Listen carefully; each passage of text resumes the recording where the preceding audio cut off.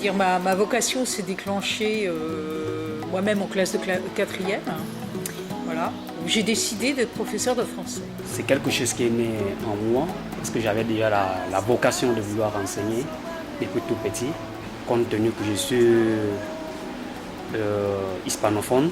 Je voulais avoir une deuxième langue à laquelle je pouvais avoir une parfaite maîtrise et une maîtrise à laquelle je pouvais aussi transmettre à mes frères équato-guinéens. J'ai commencé par une licence de sciences du langage et ensuite je me suis dirigée en fait vers le FLE par hasard.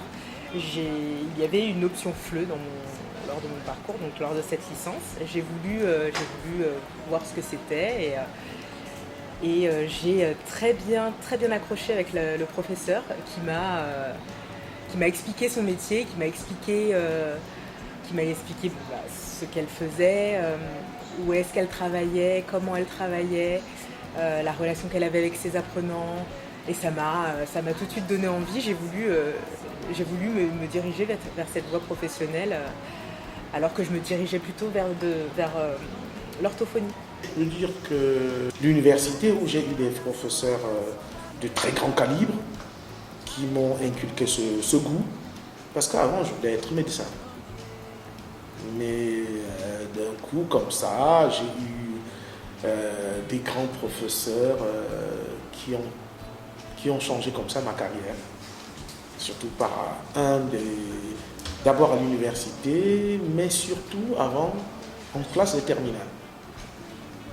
Deux professeurs de philosophie et d'histoire géo qui ont donné une autre vision à ma formation de futur enseignant.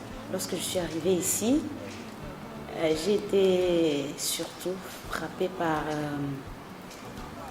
le français qui n'était pas très présent, qui n'était pas très présent dans la rue, même si la Guinée équatoriale fait partie des pays qui va être considérés aujourd'hui comme francophones. Alors, je connaissais le directeur des cours, pardon. Je lui ai demandé comment ça se passe ici à l'Institut français. Il m'a dit, si je suis intéressée, je peux toujours venir assister à des formations pour être professeur de FLE. Alors, je l'ai fait et depuis 2009, je suis là. Nous avons aussi, les professeurs de l'Institut, nous avons plusieurs fois bénéficié des formations en ligne. Rêver, que dire, c'est devenu un métier tout de même, sans doute même un peu différent que celui évidemment que j'ai connu et pour lequel j'ai été formée.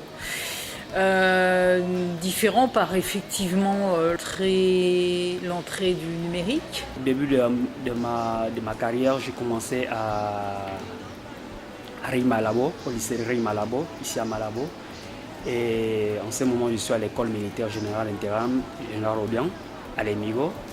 J'enseigne le FLE en deuxième année et en troisième année les officiers. En fait, c'est venu d'abord naturellement et j'ai des personnes qui m'ont inspiré d'être enseignant de français vu d'aujourd'hui. La francophonie, c'est un autre monde, un autre visage, une autre manière de voir la vie et puis surtout une autre forme aussi d'expression qui jumelée avec mon langage traditionnel, ma langue maternelle et les autres langues que j'ai acquises par la suite aussi forment une richesse. L'enseignant aujourd'hui, c'est plus que quelqu'un qui prodigue la connaissance, c'est quelqu'un qui crée des ponts. J'aime bien ce métier parce que ça me fait du plaisir de partager mon savoir, mes acquisitions avec les autres, de leur transmettre ce que j'ai appris et ce que je connais. Et lorsque vous aimez votre métier, vous le transmettez aussi avec souplesse et amour. Enseigner un peu, c'est comme... pour moi, c'est former des personnes, c'est réparer ce qui ne va pas très bien dans la tête des gens. C'est un peu comme... Je suis le cousin du médecin qui répare les corps. Moi, je m'occupe surtout de l'esprit, de pouvoir donner une formation intégrale à des gens. C'est pas seulement la langue, mais tout ce qui va avec la langue, la culture, la connaissance générale. Et avec le FLE, on arrive à le faire. Pour moi, l'enseignement, c'est l'expression de notre personnalité. C'est du pur virtuel, enfin en tous les cas ce qui a été proposé c'est du pur virtuel. Et je serais tentée de dire que parfois on a besoin vraiment d'une aide là plutôt concrète et voilà, d'être aussi avec les autres, d'être aussi en interaction avec les autres. Et pour le côté des étudiants, pareillement, si l'enseignant n'a pas de bonnes conditions pour pouvoir dispenser très bien le cours et mieux s'organiser, je pense que pareillement les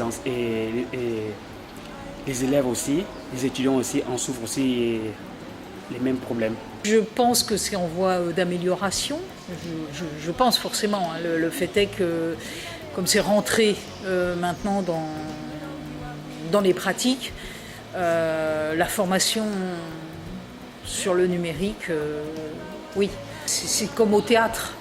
Le théâtre sur le Zoom, le théâtre en numérique, j'allais dire, c'est plus franchement du théâtre. Compte tenu de la naissance du Covid, il y a une période à laquelle nous avons pratiquement laissé, sans dispenser les cours, sans faire cours, et on laissait toujours des exercices auprès du secrétariat du lycée.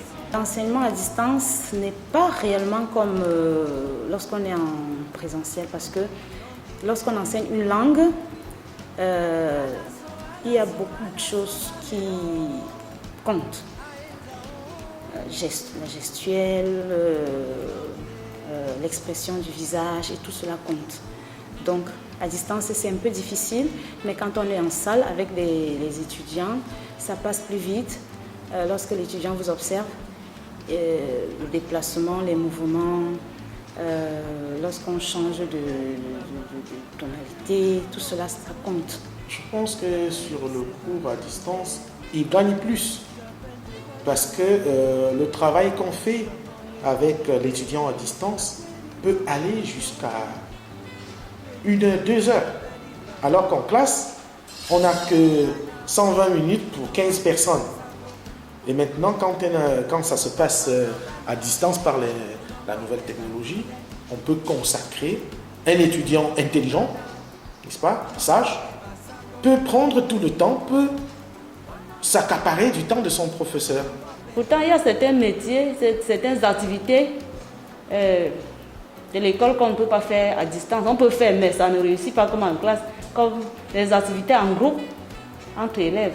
Alors c'est vrai que le port du masque a un petit peu, je trouve, tout chamboulé, parce que la prononciation est très importante.